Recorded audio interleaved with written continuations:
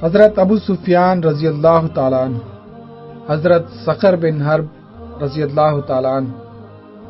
رمضان المبارک 8 ہجری میں رحمت عالم صلی اللہ علیہ وسلم نے مکہ معظمہ پر اسلام کا علم لہرایا تو سارے عرب نے اس کو دین اسلام کی صداقت کا نشان تسلیم کر لیا، لیکن مکے کے قریب حوازن کے طاقتور قبیلے کی بدبختی تھی یا کم عقلی کہ مرکز عرب مکے پر اہل حق کی فتح نے ان کو سیغ پا کر دیا اور وہ اسلام کا قلعہ قمع کرنے کے لیے آنن فانن بڑے زور و شور سے اٹھ کھڑے ہوئے۔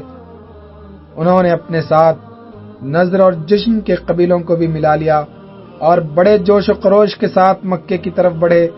علمبرداران حق اور ان لوگوں کے درمیان وادی حنین میں خون ریز لڑائی ہوئی، جس میں بنو حوازن اور ان کے حلیفوں کو عبرت ناک شکست سے دوچار ہونا پڑا۔ ان کے بہت سے آدمی میدان جنگ میں کھیت رہے اور ایک کثیر تعداد مسلمانوں کے ہاتھ اسیر ہو گئی۔ البتہ حوازن کے کچھ لوگ بھاگ کر طائف کے قلعے میں جمع ہو گئے، جہاں مشرکین بنو ثقیف نے انہیں پناہ دی۔ سرور عالم صلی اللہ علیہ وسلم کو اطلاع ملی تو آپ نے فوراً طائف کا محاصرہ کر لیا۔ یہ محاصرہ کم و بیش 3 ہفتے تک جاری رہا۔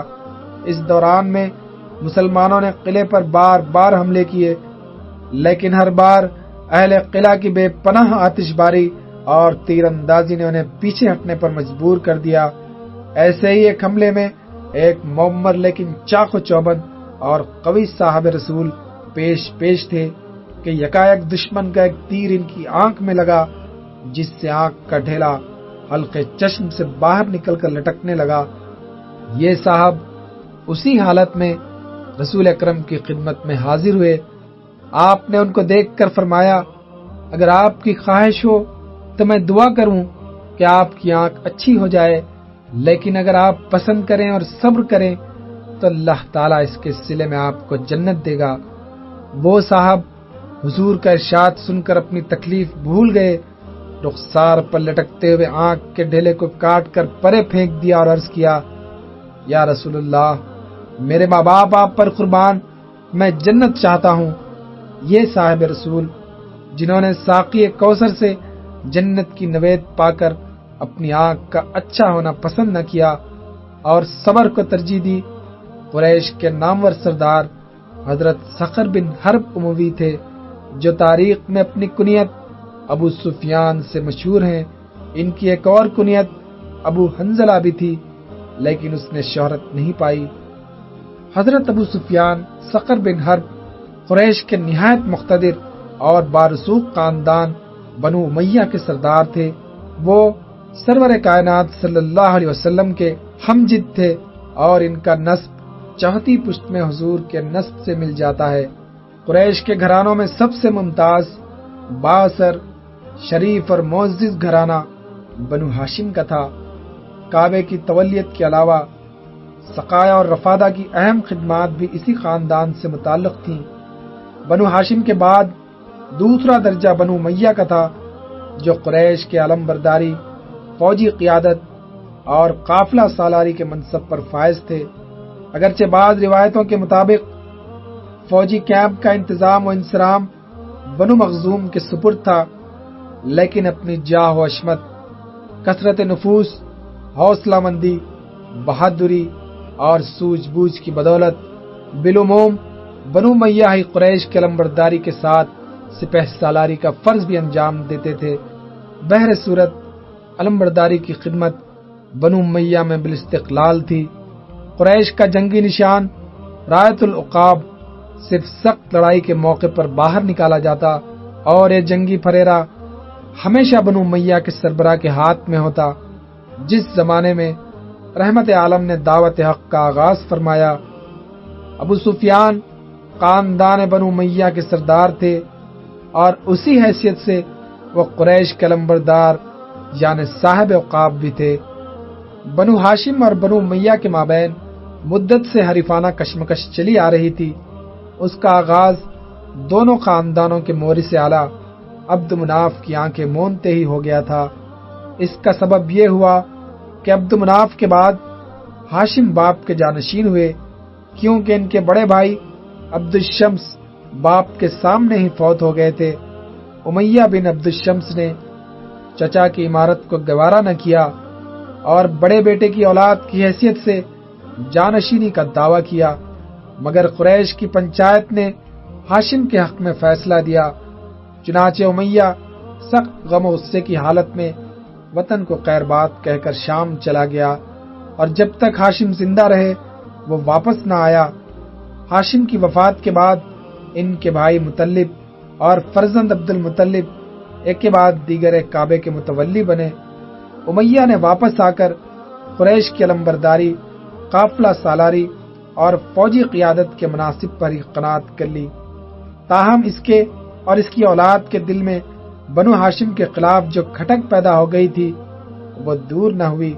یہ کھٹک بنو امیہ تک ہی محدود نہیں تھی۔ قریش کے بعض دوسرے قبائل مثلاً بنو مخزوم اور بنو سہم وغیرہ بھی بنو ہاشم سے قار کھاتے تھے۔ ان لوگوں نے بنو ہاشم کو نیچا دکھانے کے لیے بڑے بڑے پاپڑ بیلے، لیکن اپنے مقصد میں کبھی کامیاب نہ ہوئے۔ زیادہ سے زیادہ ان کو الزام ہو سکتا تھا کہ دنیاوی جاہ و حشمت اور اثر و رسوخ کے لحاظ سے وہ بنو ہاشم کے ہمسر ہیں۔ ان کے الزام پر اس وقت کاری ضرب لگی جب نبی آخر الزماں صلی اللہ علیہ وسلم نے بنی ہاشم میں ظہور فرمایا۔ اس کا مطلب یہ تھا کہ بنو ہاشم کا شرف جو پہلے ہی انہیں ایک آنکھ نہیں بھاتا تھا، اب ہمیشہ کے لیے بنو ہاشم کے لیے مخصوص ہو کر رہ جائے۔ ان قبائل کے اکثر روسا دل سے سرور عالم کی صداقت کے قائل تھے، لیکن آپ کی رسالت تسلیم کرنے میں ہمیشہ ان کی خاندانی عصبیت آڑے آتی تھی۔ ابن حشام اور بہیقی نے مستند حوالوں سے یہ بات نقل کی ہے کہ حضور کی بعثت کے بعد ایک دفعہ اخنس بن شریق نے ابو جہل سے حضور کے بارے میں اس کی رائے دریافت کی، تو اس نے کہا کہ ہم میں اور بنو عبد مناف میں مقابلہ تھا کہ کون شرف میں بڑھ کر ہے۔ انہوں نے بھی ذمہ داریاں سنبھالی اور ہم نے بھی سنبھالی، انہوں نے بھی عامت الناس کے لیے دسترخوان بچھایا اور ہم نے بھی، انہوں نے بھی فیاضیاں کی اور ہم نے بھی، یہاں تک کہ جب وہ اور ہم برابر کے ٹکر کے ہو گئے تو کہنے لگے کہ ہم میں ایک نبی مبعوث ہوا ہے جس کے پاس وحی آتی ہے۔ اب اس بات پر ہم ان کا مقابلہ کیسے کریں؟ خدا کی قسم ہم ان کے نبی کو نہیں مانیں گے۔ ایک اور روایت میں علامہ ابن جریر طبری نے ابو جہل سے الفاظ منسوب کیے ہیں، خدا کی قسم ابن عبداللہ سچے ہیں، ان کی زبان کبھی جھوٹ سے آلودہ نہیں ہوئی، مگر جب آل خصی لوا اور حجابت اور سقائت کے ساتھ نبوت کے وارث بھی بن جائے تو باقی قریش کے لیے کیا رہ جاتا ہے؟ فی الحقیقت ابو جہل کے یہ خیالات اس کی قبیل کے تمام رؤسائے قریش کے جذبات کی عکاسی کرتے تھے۔ دلچسپ بات یہ تھی کہ وہ قبائل جو عبد مناف کی اولاد سے نہیں تھے، وہ ظہور اسلام سے قبل صرف بنو ہاشم ہی سے نہیں بنو امیہ سے بھی حسد کرتے تھے۔ البتہ حضور کی بعثت کے بعد عمائد قریش میں اتحاد کا معیار اسلام کی مخالفت یا موافقت قرار پایا۔ اسلام سے پہلے قریش کے تمام قبائل اپنی باہمی عداوتوں اور رنجشوں کے باوجود کسی بیرونی دشمن کے مقابلے میں اکٹھے ہو جاتے تھے اور ایک ہی جھنڈے کے نیچے غنیم سے نبرد آزما ہوتے تھے۔ اس ضمن میں ایام قریش کی مشہور لڑائی حرب فجار ثانی کا ذکر کرنا بیجا نہ ہوگا۔ اس لڑائی میں ایک طرف بنو قیس تھے اور دوسری طرف بنو کنانہ اور قریش کے تمام قبائل کی عنان قیادت ابو سفیان کے والد حرب بن امیہ کے ہاتھ میں تھی۔ ابن حشام کا بیان ہے کہ اس لڑائی میں رسول اکرم صلی اللہ علیہ وسلم بھی شریک تھے۔ اس وقت آپ کی عمر 14-15 سال کی تھی۔ ابن اسیر نے اس وقت حضور کا سن مبارک 10 سال لکھا ہے اور بعض دوسرے مورخون نے 20 سال۔ اس معرکے میں ہاشمیوں کے سردار حضور کے بڑے چچا زبیر بن عبد المطلب تھے اور آپ کے دوسرے چچا طالب، حمزہ اور عباس بھی شریک کارزار تھے۔ بعض مورخین لکھتے ہیں کہ حضور اس لڑائی میں شریک تو ہوئے، تاہم آپ نے لڑائی میں کسی متنفس پر ہاتھ نہیں اٹھایا، بلکہ شروع سے اخیر تک اپنے چچاؤں کو دشمن کے تیروں سے بچاتے رہے۔ حضرت ابو سفیان بھی اس لڑائی میں حضور کے پہلو بہ پہلو شریک تھے۔ میدان جنگ میں پہلے تو بنو قیس کا پلہ بھاری تھا، لیکن بعد میں قریش ان پر غالب آ گئے۔ یوم فجار ثانی کے بعد قریش کو کبھی کسی بیرونی دشمن کا سامنا نہیں کرنا پڑا، البتہ ان کے مختلف قبائل کے مابین رقابتوں اور عداوتوں کا سلسلہ چلتا رہتا اور آپس میں چھوٹے موٹے جھگڑے بھی ہوتے رہتے۔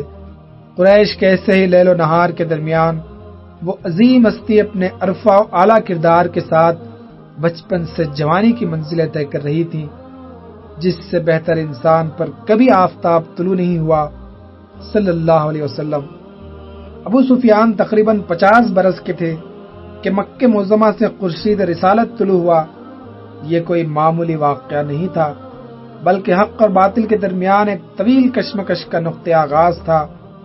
وہی رؤسائے قریش جو حضور کی عظمت کردار کے دل و جان سے معترف تھے اور جن کی زبان آپ کو صادق اور امین کہتے نہیں تھکتی تھی، پیغام حق سنتے ہی آتش زیر پا ہو گئے اور اپنے آپ کو ہمتاً اسلام کی بیخ کنی اور رحمت عالم کی مخالفت کے لیے وقف کر دیا۔ ابو سفیان پختہ عمر کو پہنچ چکے تھے اور خاندانی عصبیت ان کی طبیعت میں راسخ ہو چکی تھی، چنانچہ وہ بھی مخالف اسلام گروہ کے رکن بن گئے۔ تاہم ان کی مخالفت کا رنگ وہ نہیں تھا جو ابو لہب، ابو جہل، عقبہ بن ابی معیط، امیہ بن خلف، نضر بن حارث، ولید بن مغیرہ، منبع بن الحجاج اور عدی بن حمرہ جیسے شریر النفس لوگوں کی مخالفت کا تھا۔ علامہ ابن سعد نے طبقات میں لکھا ہے کہ یہ لوگ حضور کے پیچھے ہاتھ دھو کر پڑ گئے تھے اور انہیں آپ کی ایذا رسانی کے لیے کسی ذلیل سے ذلیل اور کمینہ سے کمینہ حرکت سے بھی اجتناب نہیں تھا۔ حضور کے راستے میں کانٹے بچھانا، آپ کا گلا گھونٹنا، پشت مبارک پر اونٹ کی اوجھ رکھنا، گالیاں دینا، تمسخر اڑانا اور اسی قسم کی چچوری اور ذلیل حرکت کا ذمہ دار یہی گروہ تھا۔ اس کے برعکس ابو سفیان، عتبہ بن ربی، شیبہ بن ربی جیسے کچھ لوگ اسلام کے دشمن ضرور تھے، لیکن انہوں نے کبھی کوئی جسمانی ایذا حضور کو نہیں پہنچائی اور نہ کسی کمینی حرکت کے مرتکب ہوئے۔ حافظ ابن حجر نے یہاں تک لکھا ہے کہ بعثت کے بعد جب مشرکین مکہ آپ کو بہت ستاتے تھے تو آپ ان کے ہجوم اور شر سے بچنے کے لیے ابو سفیان کے مکان میں چلے جاتے۔ وہ بنو امیہ کے سردار ہونے کے علاوہ فوج کے سپہ سالار بھی تھے، اس لیے اہل مکہ پر ان کا بڑا رعب تھا۔ ان کے گھر میں داخل ہوتے ہی حضور شر پسندوں کی ایذا سے محفوظ ہو جاتے۔ اس وقت ابو سفیان اور ان کے گھرانے کے سب افراد اسلام دشمن ہونے کے باوجود حضور کے ساتھ نہایت اچھا برتاؤ کرتے۔ شاید اسی بات کا صلہ تھا کہ چند سال بعد جب حضور نے مکہ فتح کیا تو آپ نے اعلان فرما دیا کہ جو شخص ابو سفیان کے گھر پناہ لے گا وہ امن میں ہوگا۔ امام جلال الدین سیوطی نے حضرت عبداللہ بن عباس سے روایت نقل کی ہے کہ حضور کی بعثت کے ابتدائی زمانے میں ایک دن ابو جہل نے سیدہ فاطمہ کو کسی بات پر تھپڑ مار دیا۔ وہ اس وقت بہت کم سن تھی، روتی روتی حضور کے پاس گئیں اور ابو جہل کی شکایت کی۔ آپ نے ان سے فرمایا، بیٹی جاؤ اور ابو سفیان کو ابو جہل کی حرکت سے آگاہ کرو۔ وہ فوراً ابو سفیان کے پاس گئیں اور انہیں سارا واقعہ بتایا۔ ابو سفیان نے ننھی فاطمہ کی انگلی پکڑی اور سیدھے وہاں پہنچے جہاں ابو جہل بیٹھا تھا۔ انہوں نے فاطمہ سے کہا، بیٹی جس طرح اس نے تمہارے منہ پر تھپڑ مارا تھا تم بھی اس کے منہ پر تھپڑ مارو، اور اگر یہ کچھ بولے گا تو میں اس سے نبٹ لوں گا۔ چنانچہ انہوں نے ابو جہل کو تھپڑ مارا اور پھر گھر جا کر حضور کو یہ بات بتائی۔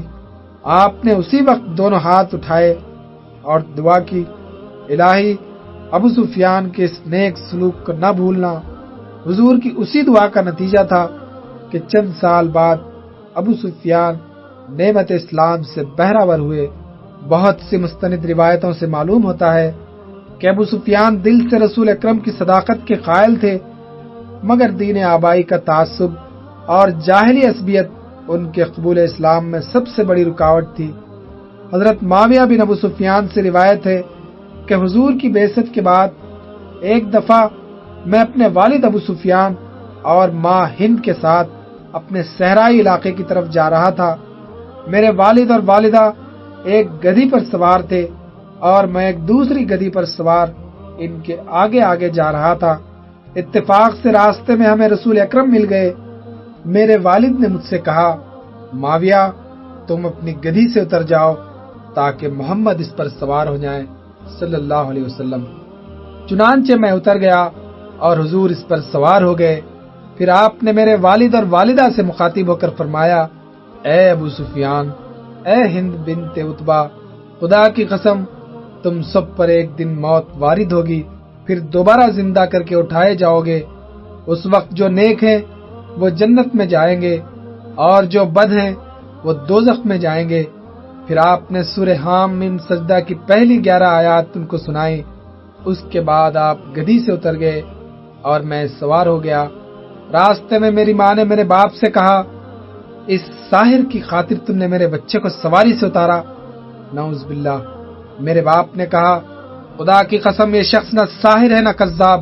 اس طرح کی بعض اور روایتوں سے ظاہر ہوتا ہے کہ ابو سفیان نے کئی موقعوں پر حضور کی صداقت کا برملا اعتراف کیا، تاہم اجتماعی اور سیاسی سطح پر انہوں نے ہمیشہ قوم کا ساتھ دیا اور اسلام کی بے کنی کے ہر منصوبے میں ان کے شریک رہے۔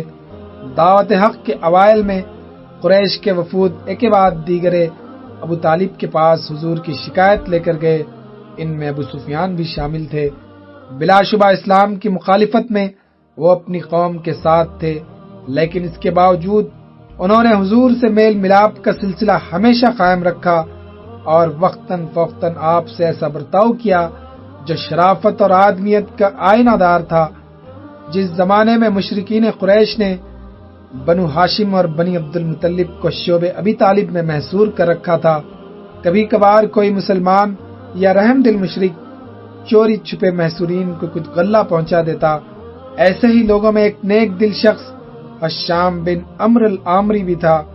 وہ رات کے وقت اونٹ پر غلہ لاد کر اور شعب ابی طالب کے سرے پر جا کر اونٹ کو اندر دھکیل دیتا۔ محصورین اونٹ سے غلہ اتار کر اسے واپس چھوڑ دیتے۔ مشرکین قریش نے ایک دفعہ اس کو پکڑ لیا اور بڑی سختی کے ساتھ محصورین کی امداد کرنے سے روکا۔ اس موقع پر ابو سفیان اٹھ کھڑے ہوئے اور قریش کو ڈانٹا کہ اس کو چھوڑ دو، یہ شخص اگر اپنے رشتہ داروں سے صلہ رحمی کر رہا ہے تو تمہارا کیا جاتا ہے، کرنے دو۔ صحیح بخاری میں حضرت عبداللہ بن مسعود سے روایت ہے کہ جب مشرکین قریش نے رسول اکرم کو بہت ستایا تو ایک مرتبہ آپ نے دعا کی کہ یا الہی، یوسف کے 7 سالہ قحط کی طرح ان لوگوں پر بھی قحط نازل فرما۔ چنانچہ مکے میں ایسا سخت قحط پڑا کہ لوگوں نے ہڈیاں اور مردار تک کھانے شروع کر دیے۔ آخرکار ابو سفیان اور کچھ دوسرے عمائد قریش حضور کی خدمت میں حاضر ہوئے اور ابو سفیان نے ان کی ترجمانی کرتے ہوئے کہا، محمد تم لوگوں کو صلح رحمی کی تعلیم دیتے ہو، تمہاری قوم ہلاک ہو رہی ہے، اپنے خدا سے قحط دور کرنے کی دعا کیوں نہیں کرتے صلی اللہ علیہ وسلم۔ گو قریش کی ایذا رسانی اور شرانگیزی انسانیت کی حدود کو بھی پھاند گئی تھی، لیکن ابو سفیان کی بات سن کر فوراً رحمت عالم کے دست مبارک دعا کے لیے اٹھ گئے اور اس قدر میں برسا کہ جل تھل ایک ہو گئے، یہاں تک کہ لوگ بارش کی کثرت سے تنگ آ گئے۔ اب وہ دوبارہ حضور کی خدمت میں درخواست لے کر حاضر ہوئے کہ اس بارش کے ختم ہونے کی دعا کریں۔ آپ نے دعا فرمائی، الہی ہمارے نواح میں بارش ہو، ہم پر نہ ہو۔ اس کے بعد آسمان صاف ہو گیا۔ بخاری کی ایک دوسری روایت میں حضرت عبداللہ بن عباس سے قحط کا واقعہ اس طرح منقول ہے کہ قحط کی شدت کا یہ عالم تھا کہ لوگوں کو اور کچھ نہ ملا تو سوف تک کھانے لگے۔ آخر ایک دن ابو سفیان نے حضور کی خدمت میں حاضر ہو کر بھوک کی فریاد کی، آپ نے دعا کی اور اللہ نے قحط دور فرما دیا۔ 10 نبوت میں سرور عالم صلی اللہ علیہ وسلم تبلیغ حق کے لیے طائف تشریف لے گئے۔ اہل طائف نے عربوں کی روایتی مہمان نوازی کو بالا طاق رکھتے ہوئے آپ سے جو بدسلوکی کی وہ تاریخ کا ایک افسوسناک باب ہے۔ آپ طائف سے واپس ہوئے تو پریشان تھے کہ مشرکین مکہ طائف کا واقعہ سن کر پہلے سے بڑھ کر شرنگیزی کریں گے۔ علامہ ابن اسحاق کا بیان ہے کہ حرا کے قریب پہنچ کر آپ نے عبداللہ بن عریقت کے ذریعے پہلے اقنص بن شریح ثقفی اور پھر سہیل بن عمرو کو پیغام بھیجا کہ وہ آپ کو اپنی حمایت میں لے لیں۔ ان دونوں نے معذرت کر دی تو حضور نے بنی نوفل بن عبد مناف کے رئیس مطعم بن عدی کو یہی پیغام بھیجا۔ اگرچہ اس وقت مکے کا ذرہ ذرہ حضور کا دشمن ہو رہا تھا، لیکن اس دلیر شخص نے مشرک ہونے کے باوجود حمایت کی حامی بھر لی۔ چنانچہ حضور مکے میں اس کے گھر تشریف لے گئے اور اس کے 6-7 لڑکے مسلح ہو کر آپ کی حفاظت کرتے رہے۔ دوسرے رؤسائے قریش نے مطعم کی اس کارروائی پر سخت پیچ و تاب کھایا، لیکن ابو سفیان نے کہہ کر ان کے سارے جوش و خروش کو فرو کر دیا کہ جس کو مطعم نے پناہ دی اسے ہم نے بھی پناہ دی، مطعم کی پناہ کو نہیں توڑا جا سکتا۔ حضرت ابو سفیان اگرچہ فتح مکہ تک شرف اسلام سے محروم رہے، لیکن ان کا اپنا گھر اور قبیلہ اسلام سے لا تعلق نہیں رہا۔ ان کی صاحبزادی رملہ، جن کو بعد میں ام المومنین بننے کا شرف حاصل ہوا اور جو اپنی کنیت ام حبیبہ سے مشہور ہیں، اوائل بعثت میں ہی مشرف با اسلام ہو گئیں اور حضور کی ایما پر اپنے شوہر عبید اللہ بن حجش کے ہمراہ حبش کو ہجرت کر گئیں۔ ابو سفیان کی ایک دوسری بیٹی فاریہ بھی آغاز اسلام میں مشرف با اسلام ہو گئی۔ ان کا نکاح حضرت ابو احمد بن حجش سے ہوا۔ عبید اللہ اور ابو احمد آپس میں سگے بھائی تھے اور رسول اکرم کے ماموزاد بھائی تھے۔ اس طرح خاندان بنو امیہ میں حضرت عثمان بن عفان، عمر بن سعید بن عاص اور خالد بن سعید بن عاص بھی آغاز دعوت میں سعادت اندوز اسلام ہو کر سابقون الاولون میں شمار ہوئے۔ ہجرت نبوی سے قبل اسلام کے 13 سالہ مکی دور میں ابو سفیان دشمنان اسلام کے شریک کار تو ضرور تھے، لیکن حق اور دائی حق کے خلاف سرگرمیوں کی قیادت ہمیشہ ابو جہل، ابو لہب، عاص بن وائل، امیہ بن خلف اور عقبہ بن ابو معیط وغیرہ دوسرے رؤسائے قریش کے ہاتھ میں رہی۔ ہجرت کے 19 ماہ بعد قریش مکہ اور اہل حق کے درمیان فوجی سطح پر پہلا ٹکراؤ بدر کے مقام پر ہوا۔ اس لڑائی میں قریش کی قیادت ابو جہل کر رہا تھا۔ ابو سفیان اس میں شریک نہ ہو سکے کیونکہ وہ اس تجارتی قافلے کی قیادت کر رہے تھے جس کی حفاظت کی آڑ لے کر قریش نے علمبرداران حق پر یلغار کی تھی۔ یہ عظیم الشان قافلہ با اختلاف روایت 1.5 یا 2.5 ہزار اونٹوں پر مشتمل تھا، جن پر 5 لاکھ درہم کا سامان لدا ہوا تھا۔ اس میں قریش مکہ کا قریب ہر خاندان حصے دار تھا۔ رمضان 2 ہجری میں شام سے واپسی کے سفر کے دوران میں ابو سفیان کو خبر ملی کہ مسلمان اس قافلے پر چھاپا مارنے کا ارادہ رکھتے ہیں۔ انہوں نے ایک تیز رفتار قاصد اہل مکہ کو ایک پیغام دے کر بھیجا کہ قافلے کی سلامتی خطرے میں ہے، اس کو مسلمانوں کی طاقت و تارات سے بچانے کے لیے فوراً پہنچو۔ یہ پیغام ملتے ہی قریش کے 1000 جنگجو بڑے ساز و سامان کے ساتھ عازم مدینہ ہو گئے۔ اس اثنا میں ابو سفیان نے اپنا راستہ تبدیل کر کے قافلے کو صحیح و سلامت مکہ پہنچا دیا۔ قریش کے لشکر کو بھی اس کا علم ہو گیا، لیکن وہ واپس جانے کے بجائے جارحانہ انداز میں آگے بڑھتا رہا اور بدر کے میدان میں جا کر پڑاؤ ڈالا۔ یہیں حق و باطل کا معرکہ اول پیش آیا، جس میں مشرکین مکہ کو عبرت ناک شکست ہوئی اور ابو جہل سمیت ان کے بڑے بڑے سردار لڑائی میں کام آئے۔ مقتولین میں ابو سفیان کا بیٹا حنظلہ، ان کا خسر عتبہ، برادر نسبتی ولید بن عتبہ، چچا خسر شیبہ اور کئی دوسرے رشتہ دار بھی شامل تھے۔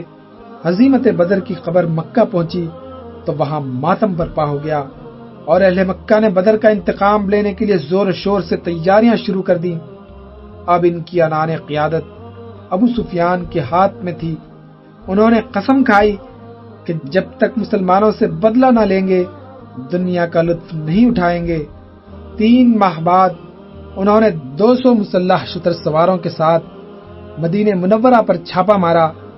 شہر کے نواح میں کھجور کے باغوں کی ٹٹیاں، کچھ مکانات اور گھاس کے گٹھے جلا ڈالے اور 2 مسلمانوں کو شہید کر کے تیزی سے مکہ واپس آ گئے۔ یہ واقعہ غزوہ سویق کے نام سے مشہور ہے، کیونکہ قریش کا توشہ اس سفر میں سویق یعنی ستو تھے، جس کو وہ گھبراہٹ میں پیچھے پھینک گئے تھے۔ سرور عالم کو اطلاع ملی تو آپ نے حملہ آوروں کا تعاقب کیا، لیکن وہ بھاگ نکلنے میں کامیاب ہو گئے۔ اگلے سال شوال 3 ہجری میں ابو سفیان نے غزوہ احد میں مشرکین قریش کی قیادت کی۔ اس لڑائی میں اہل حق کو سخت جانی نقصان اٹھانا پڑا۔ 70 مسلمانوں نے جام شہادت پیا۔ تاہم عسکری نقطہ نگاہ سے ابو سفیان مسلمانوں کو مکمل شکست دینے میں کامیاب نہ ہوئے۔ لڑائی کے آخری مرحلے میں حضور اکرم زخمی حالت میں اپنے چند جانثاروں کے ہمراہ پہاڑ کی چوٹی پر چڑھ گئے۔ ابو سفیان فوج کا ایک دستہ لے کر مسلمانوں کی طرف بڑھے، لیکن اوپر سے پتھروں کی شدید بوچھاڑ نے انہیں پیچھے ہٹنے پر مجبور کر دیا۔ ناچار سامنے کی ایک قریبی چٹان پر کھڑے ہو کر مسلمانوں کو آواز دی، کیا تم میں محمد ہیں صلی اللہ علیہ وسلم؟ حضور نے اپنے ساتھیوں کو جواب دینے سے منع فرما دیا۔ جب کوئی جواب نہ ملا تو ابو سفیان سمجھے کہ سرور عالم کی شہادت کی خبر صحیح تھی۔ پھر آواز دی، کیا تم میں ابن ابی قحافہ حضرت ابو بکر صدیق ہیں؟ اس کا بھی جواب نہ ملا تو پوچھا، کیا عمر ہے؟ اس سوال کے جواب میں بھی خاموشی رہی تو بولے، ضرور یہ سب لوگ مارے گئے، حضرت عمر سے ضبط نہ ہو سکا۔ انہوں نے کڑک کر کہا، او دشمن خدا، ہم سب زندہ ہیں۔ ابو سفیان نے بآواز بلند کہا، حبل زندہ باد، حبل زندہ باد۔ حضور کے حکم سے حضرت عمر نے اس کے جواب میں کہا، اللہ بلند و برتر ہے، اللہ بلند و برتر ہے۔ ابو سفیان بولے، ہمارے پاس ہمارا معبود عزا ہے اور تمہارے پاس نہیں ہے۔ صحابہ نے جواب دیا، اللہ ہمارا مولا ہے اور تمہارا کوئی مولا نہیں۔ ابو سفیان نے اب بڑے فخر کے ساتھ کہا، آج کا دن بدر کا جواب ہے۔ میرے لوگوں نے مسلمانوں کی لاشوں کا مسئلہ کر ڈالا، لیکن میں نے اس کا حکم نہیں دیا تھا۔ اب جو ہو گیا سو ہو گیا، اس پر کیا افسوس۔ حضرت عمر نے فرمایا، مسلمان شہید ہو کر جنت میں گئے ہیں اور تمہارے مقتولین جہنم میں۔ ابو سفیان نے اب قسم دے کر حضرت عمر سے پوچھا کہ سچ مجھ بتاؤ، محمد واقع زندہ ہیں؟ انہوں نے کہا، خدا کی قسم وہ زندہ ہیں اور تمہاری باتیں سن رہے ہیں۔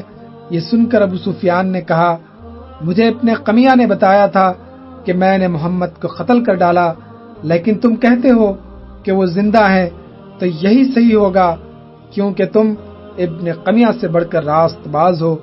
اس گفتگو کے بعد ابو سفیان اپنے لشکر کو سمیٹ کر تیزی سے مکے کی طرف روانہ ہو گئے۔ حضور نے ان کے تعاقب میں 70 آدمی بھیجے اور دوسرے دن خود بھی مقام ہمراہ اسد تک تعاقب میں تشریف لے گئے، لیکن ابو سفیان کو پلٹ کر آنے کی ہمت نہ پڑی۔ غزوہ احد میں ابو سفیان کی اہلیہ بنت عتبہ نے بھی بڑی سرگرمی دکھائی۔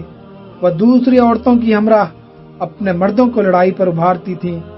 ام رسول حضرت حمزہ نے شہادت پائی تو ہند نے جوش غضب میں ان کی لاش کو مسلح کیا، یہاں تک کہ ان کا جگر منہ میں ڈال کر چباتی رہیں۔ یہ غیظ و غضب اس لیے تھا کہ غزوہ بدر میں ان کا باپ، چچا، بھائی اور بیٹا مارے گئے تھے۔ 2 سال بعد غزوہ خندق پیش آیا تو اس میں بھی قریش اور ان کے حلیفوں کی عنان قیادت ابو سفیان کے ہاتھ میں تھی۔ اس لڑائی میں عرب کے تمام دشمنان اسلام نے متحد ہو کر مدینہ منورہ پر چڑھائی کی تھی۔ سرور عالم نے مدینہ کے گرد حفاظتی خندق کھود کر اس طوفان بلاخیز کا مقابلہ کیا اور دشمنوں کو شہر کے اندر نہ گھسنے دیا۔ حملہ آوروں نے تقریباً 3 ہفتے تک محاصرہ جاری رکھا۔ اس دوران میں اللہ تعالیٰ نے ان کے درمیان پھوٹ ڈال دی اور پھر ایک رات ان پر ایسی خوفناک آندھی نازل کی کہ ان کے خیمے اکھڑ گئے، کھانے کی ہنڈیاں چولہوں پر الٹ گئیں اور گھوڑے بھاگ اٹھے۔ اس ناگہانی آفت نے کفار کے حوصلے پست کر دیے اور وہ سب اسی رات محاصرہ اٹھا کر چلتے بنے